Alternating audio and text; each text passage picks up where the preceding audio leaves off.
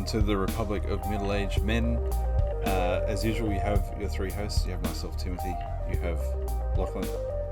Hey. And Ruben. Hey. So gentlemen, tonight is a good night because tomorrow none of us have to go to work because it is a long weekend in Australia, and it's for the Queen's birthday. Yep. It's the Queen's birthday. Happy birthday, Your Majesty. That's it. Cheers. Thanks for the day of bludging. That's it. Beverages this evening. I am drinking the Ardbeg again. It is the single malt Scotch whiskey. So, you know, a bit awkward mentioning Scots on the Queen's birthday. Yeah, here they want their independence again. Anyway, all good. Just let that one go through to the keeper. Anyway, what are you drinking, Lachlan? I'm on the Sailor Jerry tonight. Oh. Yeah. Spicing it up for a change, hey? Nice. Sailor Jerry. That's it. How about you, Rubes? Beer. I've got Asahi. That is a good beer. Yeah, it's one of my favourites, I think. It's Even also, if it is Japanese. well, there's that, but it's also reasonably priced at the moment compared to a lot of other beers. Yeah, it is. I'm not sure what the story there is, but I'm not complaining. We'll take it. It's good beer and it's good price. Too bad I can't run my car on it. Oh, yeah, I know. Very cheaper at the moment, that's for sure. Yep, it's pricey, the old petrol right now. Big time. So, anyway, well, let's jump in. So, for those of you joining us, if you are joining us for the first time, we are working our way through the Enchiridion. We're about, I don't know, 70% through, 60% through. That's called 60, yeah. 60% through. You can get the book for, I think, $1 or for free on Kindle. Can't remember which. And yes, we are referring to the Kindle edition. So, you know, if you're reading along, use the Kindle edition and you should be able to follow us. So anyway, we're up to section 34. So I'll read that out and then we'll continue discussing.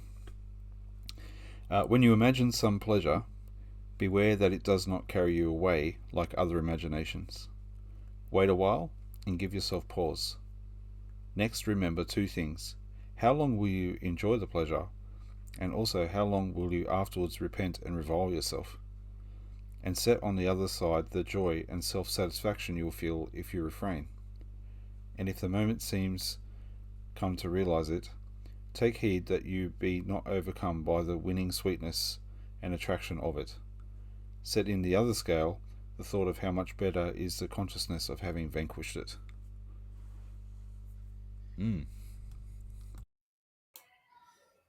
It's not a bad little way to think about, resisting temptation. Yeah, picturing scales. It's pretty helpful. Yeah, I think, particularly, maybe if you're someone who's, I don't know, let's say you've got a vice or something like that and you're a bit weak for something, having already imagined what it is to kind of give into that and the consequences probably helps to strengthen your resolve maybe when you get into that situation. I don't know. What do you reckon, Rubes? Oh, yeah. It seems like good advice. It's stop and think. Yeah. I think, I don't know whether I should give this example, but it made me remember a bloke at work said he was telling me once he may or may not have had the opportunity to indulge in a relationship with somebody who was not his wife. And I remember him basically saying his response to that was, yeah, but how's that worth it? He goes, 20 minutes, probably more like 5, probably more like a minute and a half. And he goes, and what for? He goes, what for? To destroy a 10-year relationship with the wife and damage the children. So that was his reasoning, but that's the kind of reasoning he's talking about here. I think that's exactly the sort of reason he's talking about. Yeah. And I think, in that scenario, you would hate yourself for a long time afterwards. Heck Yeah, yeah. exactly. So, I think it's good advice. Yep, for sure. Happy to move on if you guys are. Yeah, I think Yeah, these that's right. next couple are all pretty rapid fire. So Boom, boom. Well, that's good after last week's ones. All right, let's keep going. 35. When you do a thing because you have determined that it ought to be done, never avoid being seen doing it, even if the opinion of the multitude is going to condemn you. For if your action is wrong, then avoid doing it altogether. But if it is right, why do you fear those who will rebuke you wrongly? Now, when I first read that, I thought, oh, he's saying like to show off, but it's not what he's saying. He's saying like don't hide that that is the right thing to do. Is that what you guys thought? yeah, like why would you, if you're doing the wrong, sorry, if you're doing the right thing, why would you care if you're seen or not, if it's popular or not? If it's the right thing, it's the right thing. So don't don't worry about other people's opinions. If you know it's right, then that's what's important. Well, it ties back in with his whole ethos, doesn't it? Really, where he says, don't concern yourself with things you can't control. You can't control the opinions of other men. So eventually, he's basically saying, but what you can control is what you do, and whether it's right and whether it's wrong. So do it, and damn the rest of them, basically. But I made a quick note that he's basically saying that the reward for doing the right thing has got nothing to do with praise or ridicule of men, but the attainment of virtue. Yeah. Yeah, I think so. Again, I think that's a really self-explanatory reading, but it's also really spot on. Oh, for sure. Good Yeah, advice. I mean, I guess he's pointing out something that's true. Like sometimes it can be difficult to do the right thing in certain situations. Yeah, I can't remember if it might have been something from Meditations with Marcus Aurelius, but said something like, for all the way that we love ourselves, why do we care so much about someone else's opinion of us, or something like that? I can't remember exactly what the quote was. Um, if you should be holding yourself in the highest esteem and not worry about some guy, particularly if you're doing the right thing. But you're right, Rubes. It's not always easy to do that. If you are going to get criticized and ridiculed, you could look at a politician absolutely in that situation, right? There's always going to be people who slam you no matter what side of the fence you land on, because there's always two sides, right? So At least half the population is going to hate you. yeah, that's it. Yeah. Just get used to it and do it right. Well, let's keep going. I feel like we're on a roll. So, pew, pew. All right, 36. The phrases "it is day" and "it is night" mean a great deal if taken separately, but have no meaning if combined. In the same way, to choose the larger portion at a banquet may be worthwhile for your body, but if you want to maintain social decencies, it is worthless. Therefore, when you are at meat with another, remember not only to consider the value of what is set before you for the body, but also to maintain your self-respect before your host. This one threw me a little bit. Yeah. I can't make the link between that first sentence and the rest of it. The rest of it seems pretty plain and simple. But I didn't get what he meant by if taken separately, it makes sense. But if you combine them, obviously it doesn't. It has no meaning to combine. Well, what does he mean by combine them? Like it is day night, or it is day night. Like what is he talking about when he says combine? I don't know what he means. I think he's indicating that gluttony is the opposite to philosophy, or something like that. Like it's not compatible. You put two together and it's stupid. That's kind of what I was thinking. I get that from the second sentence. I just don't see the link, which I suppose doesn't matter. Like it makes sense. If it makes any difference, the modern translation says it a little bit differently. So it says, the sentences "it is day" and "it is night" can have meaning separately, but have very little meaning together. It's Doesn't help me, sorry. doesn't help you at all. Well, I think like you could sort of say like day and night. It's just different phases of the same day, so it's the same thing. But you actually often compare day and night to being quite different things. You know, it's I don't know why that's useful in this comparison, but I think what he's saying is like something. You know, they're saying like food's going to be good for your body, but then you know being gracious to your host and not being a pig is also sort of useful, but they're too. I don't know where he's going with this. Let's be honest. But, He's just I think basically. he thought he had a really good point to make here, and I'm not quite sure what it is. I think The he's second just. point, Well, I mean, obviously saying don't be a pig. Like it might feel like a good idea to pig out at the feast, but you don't want to be a pig in front of your hosts. That's decent advice, right? Yeah, I think so. I think we're missing something, and Probably. yeah, it doesn't feel important enough to figure out what that something is. Well, I think the most Well, I important kind of think thing he's. to describe when we're going around to each other's place for a meal together now to be calling it to go and be at meat together. So At meat. Yeah, I like it. yeah. I actually think his analogy is a bit broken because he's like, taking a large portion might be good for the body. And I'm like, if you're talking about a feast and a one-off, no, I don't think that's correct. Like, you want to go and gouge yourself for one night? Like, not seeing how that's really good for your body at all. Well, I don't think you know. might be right. I've often enjoyed a lot of food at your place, Ruben. Yeah, but nobody's claiming it's good for you, mate. It might not be good for the body, but it's certainly good for the mind. Yeah, I'd Maybe agree this with is that. like referencing times when perhaps food wasn't always easy to come by, and so it's kind of like I'm going to fatten myself up while it's on someone else's dime. Possible. Maybe. Ordering He was a lobster on the slave. company card. Yeah, it's true. He was a slave. Yeah, could be. All right. Well, let's jump to 37. If you try to act a part beyond your powers, you not only disgrace yourself in it, but you neglect the part which you could have filled with success. Is a modern translation, "Do not fake it till you make it." No, believe it or not, it's actually quite.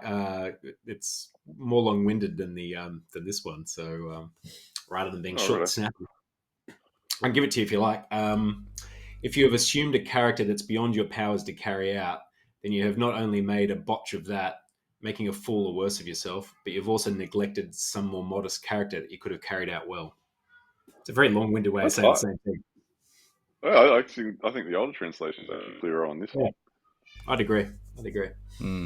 So, what do you think? I get what he's saying. It's that coming back to everyone's got a role to play, and it's the fates determine your role, but it's you decide how well you perform in that role. I just sort of took it as maybe not even maybe thinking about what your job is, but it could just be some like particular skill set that you've got, and whatever it is, you should focus on your strengths and try and excel in them, rather than sort of like making out maybe you could do something that's, let's say it's more complex or more glamorous, but you don't actually have the skills to deliver on it. So you're actually bringing more to the table, focusing on what your skill set is than trying to Yeah. take it's above your station, I guess. Rather than doing something poorly, you could have been spending your time doing something you can do well. Yeah. It's all predicated on having like a clear and good sense of foresight of what your abilities are. Because if you're not, then it's almost like anti-ambitious, and it's like almost like he's encouraging a fear of failure. But I think you've got to read it from a perspective that the person making the decision is correct about his his skill set. Yeah, they're pretty honest about their capability.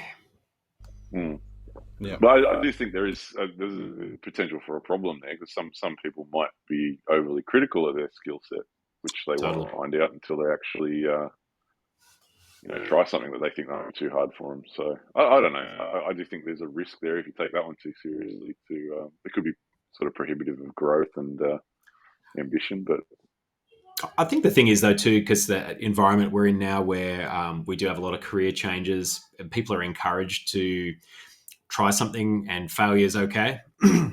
And yeah, it's a different kind of philosophy these days, I think, around that sort of thing. But there's a lot more safety because, I mean, a lot of times, what's the cost of failure when you try something? I think it was probably back then a lot clearer as to what your skill set was too, because there's a lot more physical labor, and then also in terms of academic type stuff, you could either read or you count, or you couldn't. You know what I mean? So yeah, or you're born into a trade of some variety, so you've been around a potter all of your life. Pretty good chance you're going to be good at pottery. yeah, so you're right. It's probably a lot more static in terms of professions back then. Yeah, exactly. And we're back. We just had a little audio glitch we had to fix there. All right, gentlemen. Well, let's continue. Let's go to section 38. I like this one. So I'll read it out and we can discuss.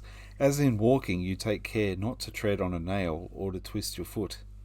So take care that you do not harm your governing principle. And if we guard this in everything we do, we shall set to work more securely. Have either of you ever trodden on a nail before? I have. Yeah. And it went straight through the thongs I was wearing and through my foot. Yeah. I've had one hit my foot in the ball of the foot, but it didn't go right through the foot because it went straight into the bone, and that didn't tickle. I'll bet. How about you, Ruben? I have, but it barely went in. It sort of just peeked inside the shoe. It didn't, no bone or anything. Ooh, nice. So, we've all done that. But have we trodden on our governing principle? So, probably inadvertently, I would say. What does he mean by governing principle? I just think he means your own established morality or principles you live by. And if you break your own principles for whatever reason, that's what he's referencing. You want to make sure you don't do that. If you've taken so much effort to try and land upon them, why would you discard them so easily? Yeah. Is that what you think as well, Ruben? Yeah, I think so. I think it's also a matter of consistency. Like if you have a governing principle and you don't apply it consistently, then it becomes meaningless. So I think that's another way you could probably. It's kind of saying the same thing, but slightly different. I think too, the fact he's calling it a governing principle is that it should govern your behavior because you've decided that's the principles you want to live by, right? Yeah, so and the governing principle should be the top one, I'm guessing that sort of means the highest one, the absolute good, which is sort of very Platonic again. Yeah. Totally. The meta principle.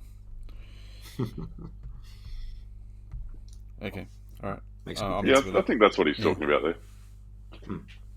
Yeah, no, I agree. Let's keep going. Look at this. Look at us go. Look, pumping through. All right, 39. Every man's body is a measure for his property, as the foot is a measure for his shoe. If you stick to this limit, you will keep the right measure. If you go beyond it, you are bound to be carried away down a precipice in the end. Just as with the shoe, if you once go beyond the foot, your shoe puts on gilding, and soon purple and embroidery. For when once you go beyond the measure, there is no limit. This one's a bit more confusing. Yeah, I didn't follow this one. I've got it down a little bit. It's about modesty. So I think they're saying like with the shoe, if the foot is the measure, it's like just stick to the necessities of what you need, right? That's what you need for a shoe, something that fits. If you start going beyond that and you're looking at the purple, the gilding, the embroidery, and pursuing the fineries and things that you don't actually need, then there's no limit to your, I don't know, greed or wants. Oh, so he's saying your body is the same as the foot in that that's all you need to worry about dressing. Well, I think with everything, like he's sort of talked about before, it's all about just taking whatever is necessary and no more, living modestly and not, exceeding your, like, don't have so many wants and you'll be happier. And Yeah, I think you're right, because the last sentence is for when once you go beyond the measure, there is no limit. So if you make, and you see that with like kind of materialism type thing, like if you get the best car, then you get bored of that. You know what I mean? Then you want a better one and a better one. I'm not having a go at Lachlan. I have no moral high ground in this either. It's like you're looking at the V8, but you really want the V10. That's what you're saying, right? Yeah, that's exactly it. But does your body fit a V8? You've gone beyond what you need, and now there's just nothing to stop you. Look, I think you should take into consideration that your body has 10 fingers, therefore your engine needs 10 cylinders. Clearly. Just don't go beyond. Don't get a V12. Just stick to the 10. That's good advice there, Tim. I'll stick to that. All over it. Look at that. Love it. No, I think that's exactly what it is. I do like the foot idea because it's like it's a measurement we understand. Like if you buy a shoe that's too small, that doesn't work.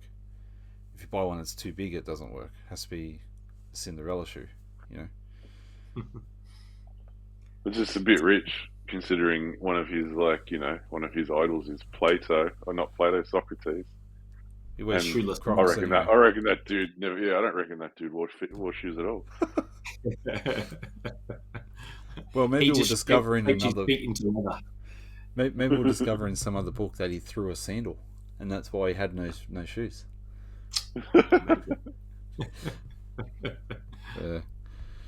All right, well, let's keep going. Controversial time. Here we go. All right, number 40. Women from 14 years upward are called Madame by men. Wherefore, when they see that the only advantage they have got is to be marriageable, they begin to make themselves smart, and to set all their hopes on this. We must take pains, then, to make them understand that they are really honoured for nothing but a modest and decorous life. Huh? What does he mean by smart when he says make themselves smart? What's the other translation say? Yeah, okay, Attractive. So the modern one says, from an early age, women are taught to believe that everything they'll ever get will come from relationships with men. So they start with makeup and all the other exterior trappings. Men should show women instead that they're really valued for integrity and self-respect. Yeah, smart is like you're a smart dresser. You look smart. It's attractive. Yeah. Oh, well, the way Lachlan said it, that seems pretty okay. I'm happy with that. But the way I read it the first time, I was like, huh? But are they called Madame? No. And why 14? Why not 13 or 15? Why is it 14?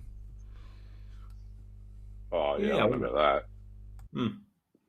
I'm guessing that's some kind of cultural thing, but... Yeah, I reckon too. Maritable age. It would be. It's interesting, show respect for women for the people they are, and I guess just don't focus on just trying to get your attractiveness up for finding a husband or something like that. Lead with your character rather than your finery. Well, if that's what he's saying, that's pretty good advice, is it not? Seems like pretty sensible. I mean, for the time, it actually seems like really sensible advice, because it's a bit more pragmatic and thoughtful, I would think. But yeah, and I imagine that. I was going to say our old mate Glaucon would approve too, because he always didn't want people focusing on the beauty. It's all about the character of the person within. That deviant. The I mean, so people these days might take issue with "we must take pains to make them understand." That's probably not a politically correct way to say it now, but Yeah, it sounds like you've really got to spell it out, right? The way they've written that. Yeah, probably. Yeah, they're in the process. At the time, it's probably pretty forward thinking. You'd have to say, I reckon. Yeah, I think so. yeah. Well, it ties in with everything that he carries on about. Character is more important, virtue is more important than the outwardly 100%. things. So. Yeah, agree. Yeah, definitely. Let's get going. 41. I like this. It is a sign of a dull mind to dwell upon the cares of the body, to prolong exercise, eating, drinking, and other bodily functions. These things are to be done by the way. All your attention must be given to the mind. I disagree. I disagree with this one. I think this is go back to Socrates with his jocks versus nerds arguments. I think he's just saying this because he's got a bung leg. There you go. Bit jelly of the guys down at the beach pumping weights. Doing their volleyball. Maverick and Gusta. Top Gun. Would have been called Top Spear back then, I'm guessing. If you search that, do it with safe search.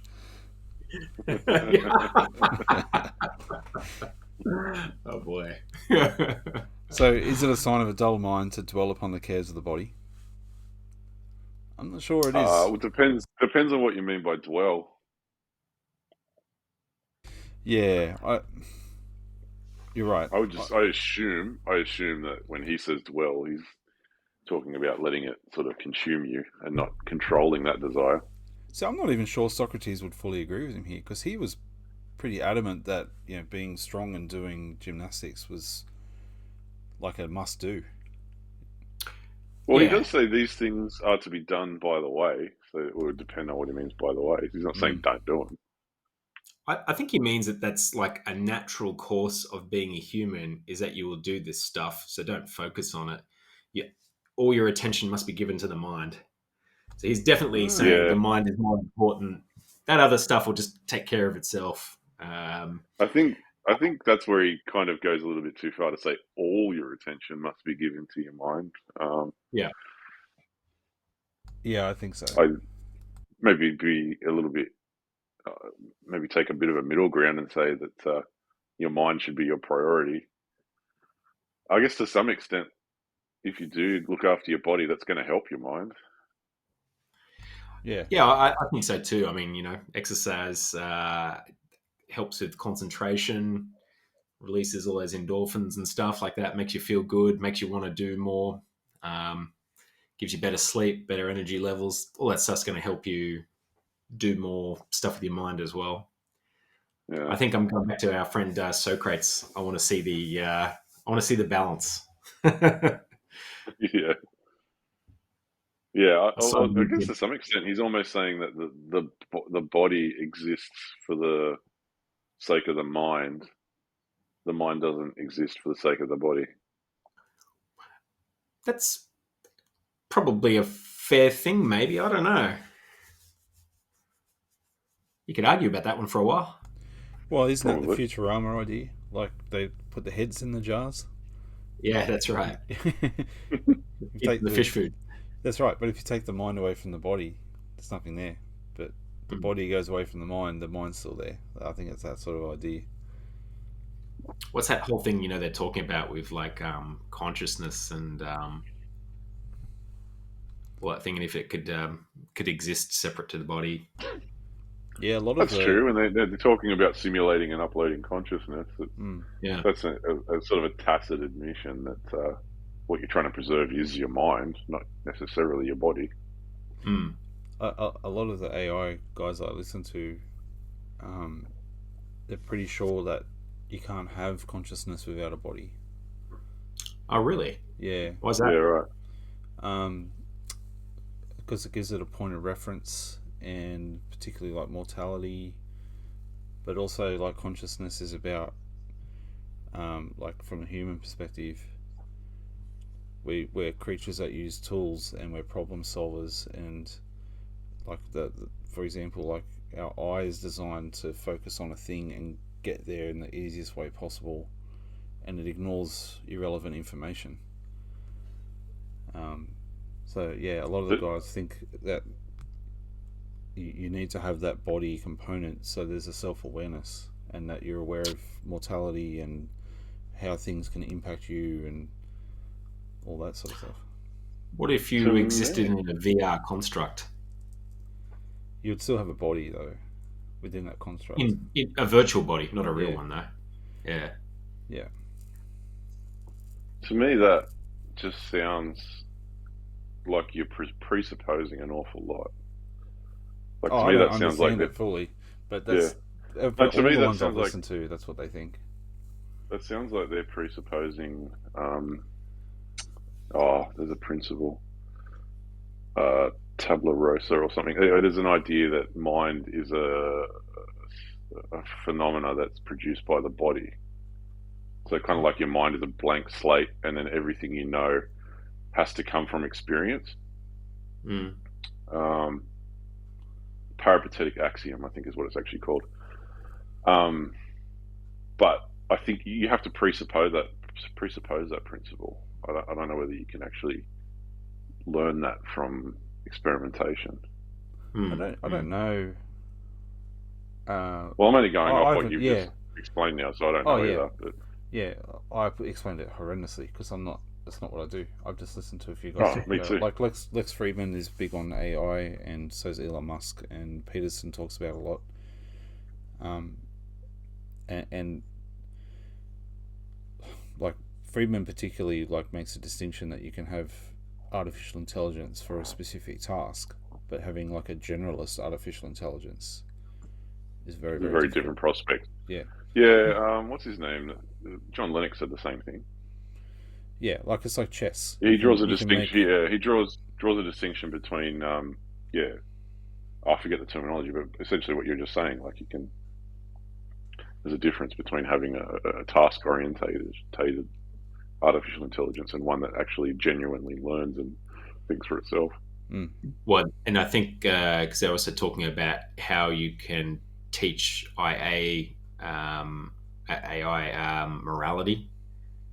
And they said actually a lot of human decision making revolves around morality or ethics, and that's something that's super hard to kind of teach because everyone's ethics and morality is a little bit different. Yep.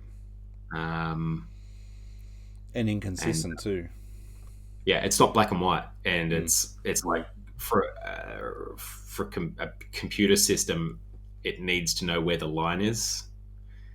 And the lines are blurry in that sense sometimes, like that. It's that whole thing about, if you've got a tram coming down the tram track, and if you go onto the left track, you're going to run over a child. If you go onto the right track, you're going to run over an old lady.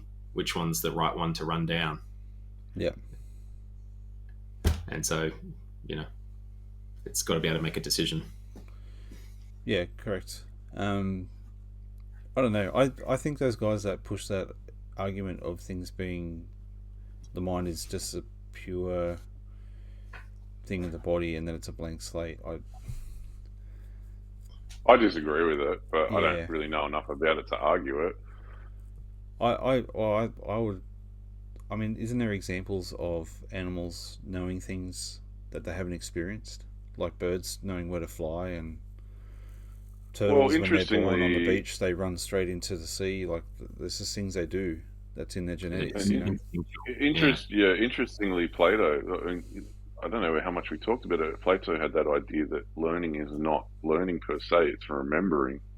I mean, I don't really understand that idea, but it's very contrary to the evolutionary perspective.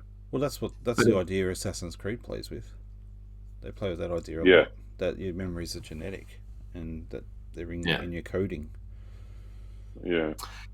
Yeah, because I know that, I don't know where that example came from, but I've certainly heard it a few times about saying how like humans have that natural reaction, like you've never seen a snake before, but all humans instinctively sort of react and fear a snake.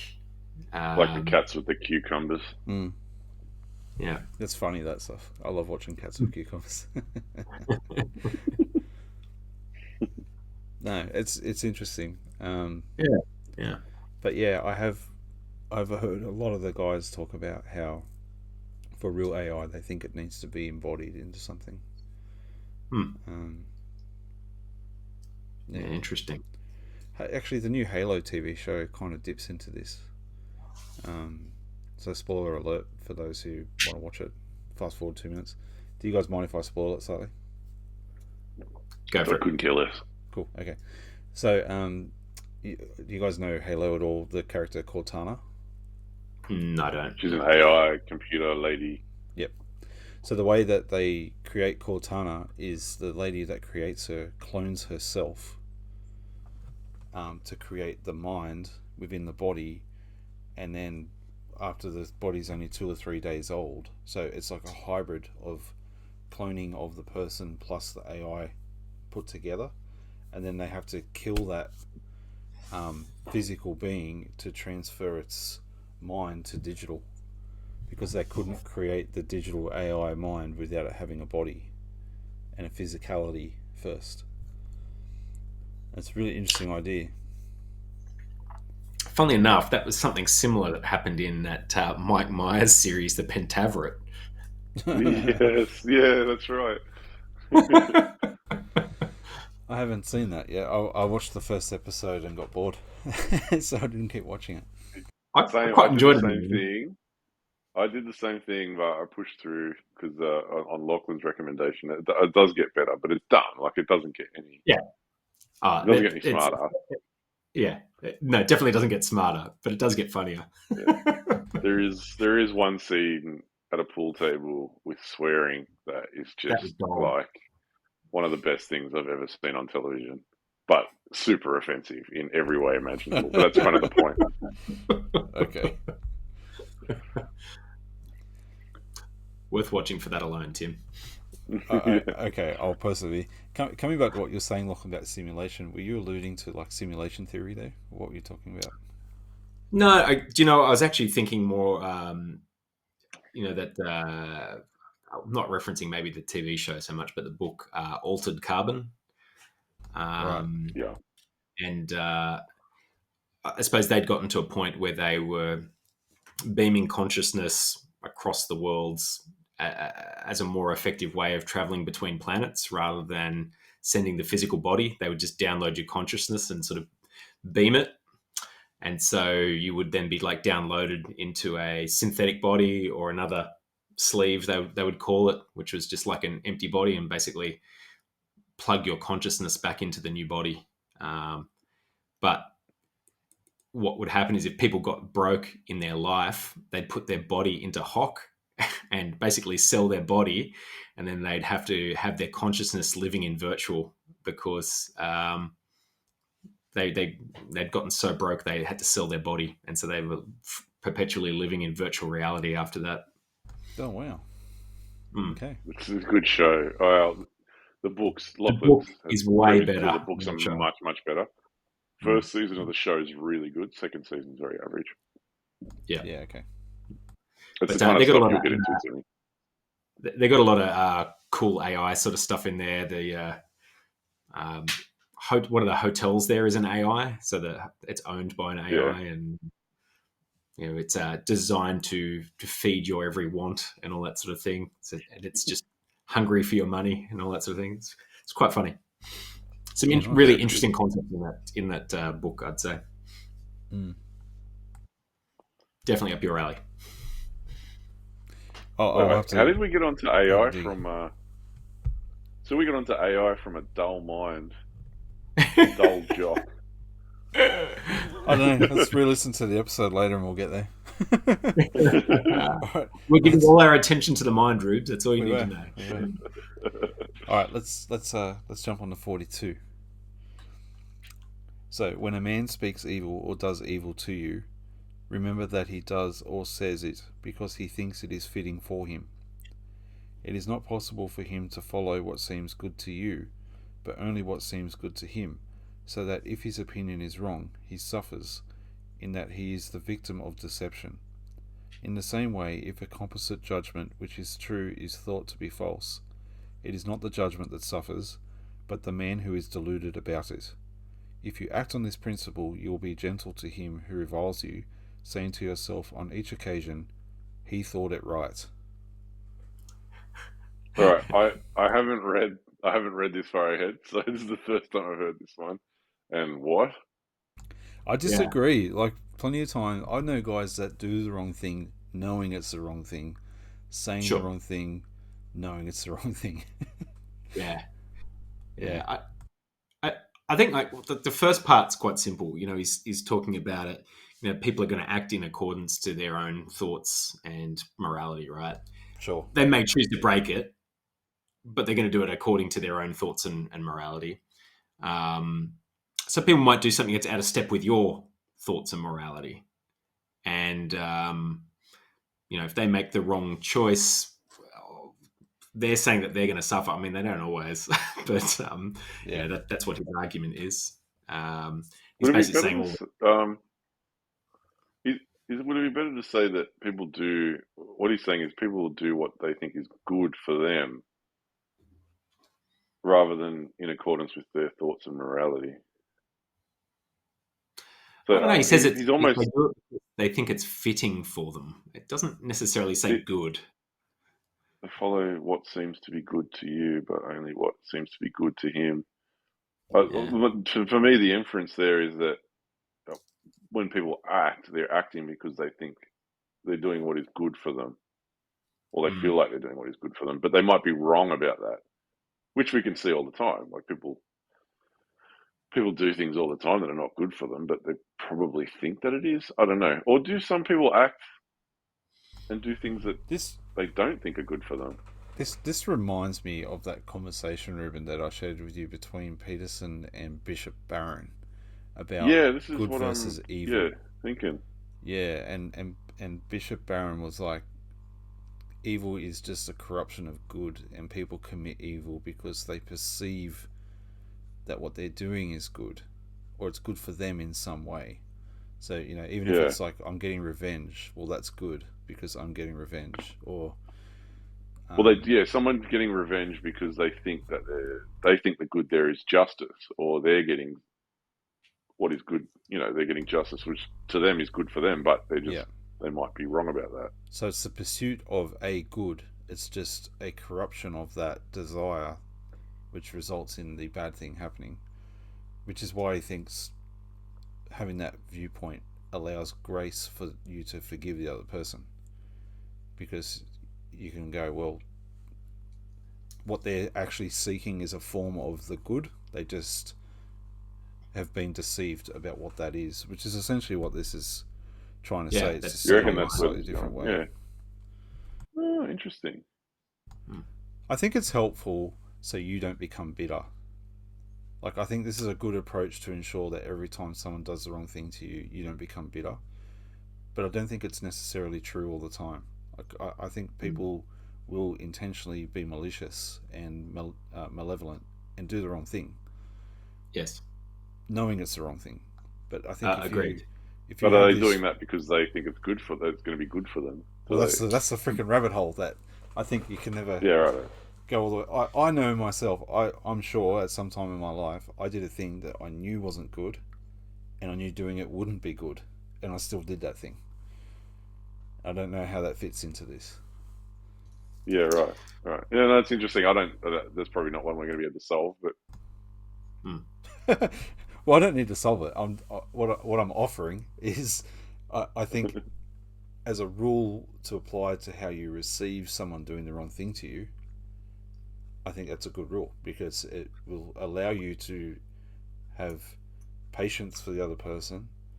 It allows the opportunity for forgiveness for the action done to you, and it enables you to not become bitter towards that person. yeah, I'd agree with that. That makes sense. It's interesting though that he sort of points out that if their opinion is wrong, he suffers, and that he's the victim of deception.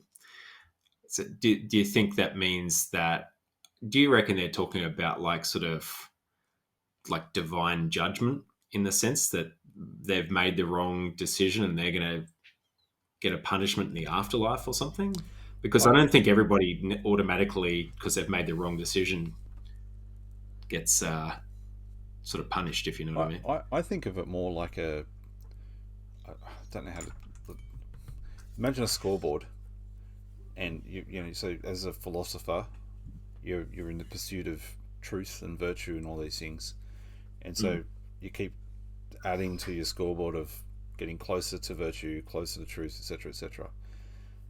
So if you get something wrong because you've been deceived, you've like lost points, maybe. Like, that's kind of how I'm picturing it. I'm not sure that's exactly what he's saying, but that's kind of how I can, like, that's how he's suffered, is he's now been deceived, therefore he's failed at doing philosophy, maybe. Yeah. Is this like The Good Place, where there's like a perfect score you've got to hit when you before you die so you can get into heaven? Oh, no Another idea. very funny show. It's a great That's show. a very It's a funny show okay, too. I haven't seen it. Yeah. There you go. Tim. You'll probably like that one too, Timmy. Els will enjoy that one too, I reckon. So The Good Place. Actually, yeah, you're right. Okay. That's one you can watch with the wife. Yep. But yeah, no, I think you're right, Tim. It does. It's giving you space to forgive someone, or maybe not forgive them, but to understand where they're coming from, maybe, so you aren't so caught up on it. Well, I think the next verse, or reading, whatever it is, kind of hints at this too. So I reckon we'll do one more and then call it a night. What do you think? Sounds good. Go for it. Okay. All right. So the next one is 43. Everything has two handles, one by which you can carry it, the other by which you cannot.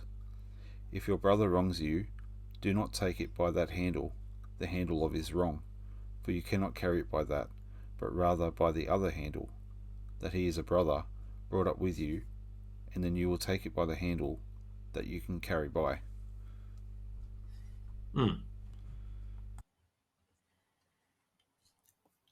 So is this sort of pointing towards this? I think there's an interesting idea, if I'm reading it right, that for someone to wrong someone else, you need two parties, right? So you need takes two to dance, and he's saying that you're sort of in it. You're in it together, no matter what. So even if somebody's wronging you in some way, it's kind of like a dual burden, which is I kind of like this sort of analogy that he's saying that between two people, you've got a burden you've got to carry, and you've got to use these handles to carry it. That's an interesting idea. I hadn't thought of it like that. Me either. Well, like I said, I haven't read this far ahead, so I'm winging it. I don't mind that idea though. I like that. Because that also points, as you were saying with the last one, it gives you a room for forgiveness. I pictured it like a handle with spikes and a handle that's smooth. And so, like, the handle with spikes, which you can't carry it by, is when you take it personally that they've done something wrong by you. And the handle that's smooth is where you just think, well, that person's my brother and they've been brought up with me, so I'll move forward by that handle. Oh, right. I've read it differently. I've thought there's two handles, one for you and one for them. But it doesn't actually say that. But I think we're kind of both onto something. If we can somehow marry the two ideas together, I think we're pretty much where it needs to be. No, but from what's in there, I don't think my reading is available. Like because it never actually says there's one for you and one for him. That was just I just kind of pulled that out willy nilly. But he says everything has two handles, one by which you can carry and one which you cannot. So it doesn't say that one handle belongs to one person or one handle belongs to the other. But I think you're right about that they're in it together.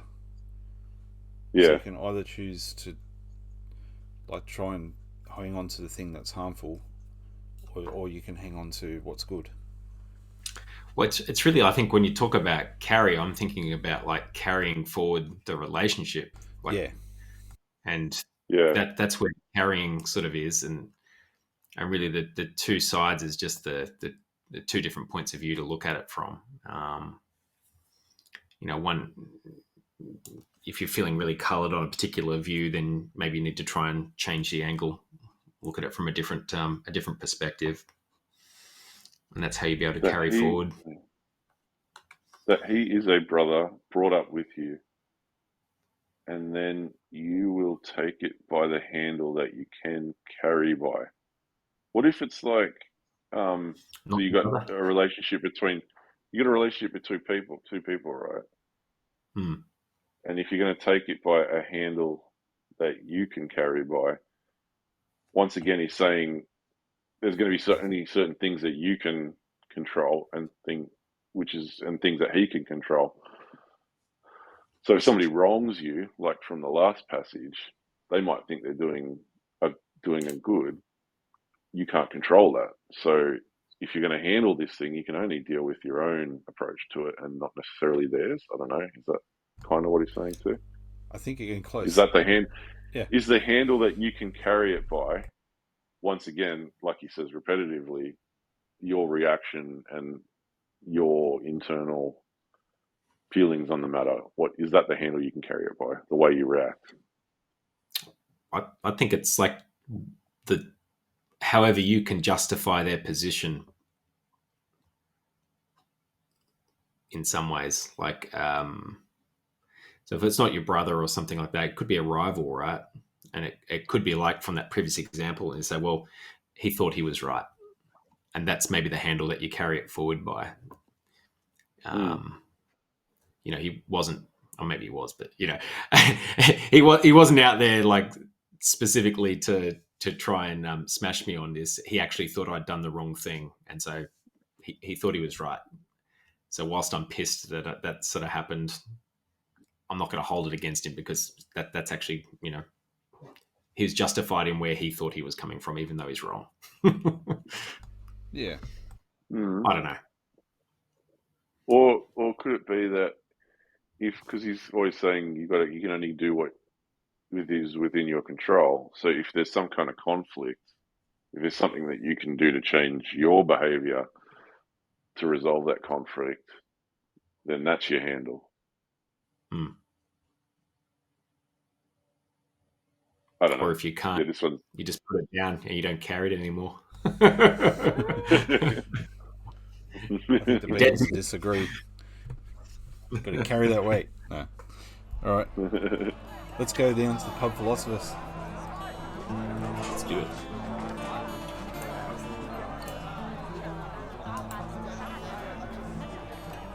Alrighty, we're at the pub. So, let's use our philosophical minds. What is the correct number of cylinders for an engine? As many as you can get. But does it fit the foot? Stop talking about that. I don't want to have to justify my wants. How would Glaucon answer this? An 8-cylinder, it might not be perfect, but it has good character. It's what they say about Ferraris, though, Tim. It's all about what's inside. It's all about the engine. You get the body for free. That's what Enzo used to say. You're paying for the engine, you get the body for free. Yeah, he's Italian though. I mean, I love Italian things. I've got my Italian motorcycle, which I adore. But I also am afraid every time I use it that something's going to break. Well, I mean, you got the best of both worlds going on there. You've got an Italian bike and a British car, so either way, you're doomed, right? Cornerstone of reliability and engineering excellence.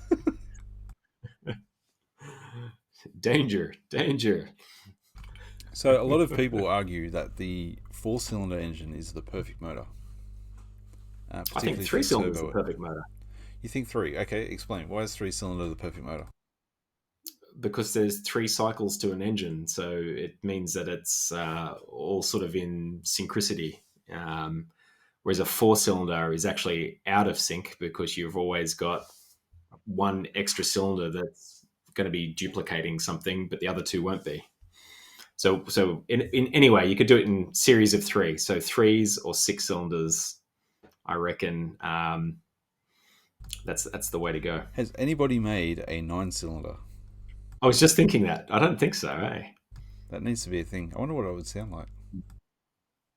But it's interesting because you're now seeing more 3-cylinder motors going into production, which hasn't been a thing for decades, really. Like aside from small Japanese K cars, like my little Nugget. But and don't forget the Triumph motorcycles, the Street Triple. They've been making 3 That's cylinders for a long time. They're a beautiful motor. Yep. Yeah, they're supposed to be very smooth because they're perfectly harmonized because it's always going through those same sort of cycles in step. So, what is the correct number of rotors for a rotary then? I'm just curious. What would that be on the same principle? I don't think you have that problem because the way they're moving around in circles instead of going up and down. But they still would have a sequence of events, would they not? They do. Because it's a sort of funny shaped sort of thing, so it forms like little combustion chambers on the edges of the Dorito as it spins around. So I think the answer to your question, Tim, is as many as you can get, because you can put as many spinning Doritos in a line. But they would still have a fire, and they would still have a fuel and exhaust and fire process, wouldn't they? Yeah, but I think each God, what am I going to call it? What would be? Let's say the top of the Dorito, the top of the triangle is 12 o'clock. Yeah. What happens for a rotary to do a complete cycle? Like it's 1.5 cycles. It still follows the same sort of combustion cycle as a normal engine does, but just in a different way. Yeah, but so does a 2-stroke, but it's also in a different way. Like, what would it be? Is a 2-stroke meant to be 2 cylinders for that reason? I don't know. Maybe it is. Maybe a 2-stroke should be a 2-cylinder, hey? I think a 2-stroke should be a 2-cylinder, and a 4-stroke, strangely, should be a 3-cylinder. What should a rotary be?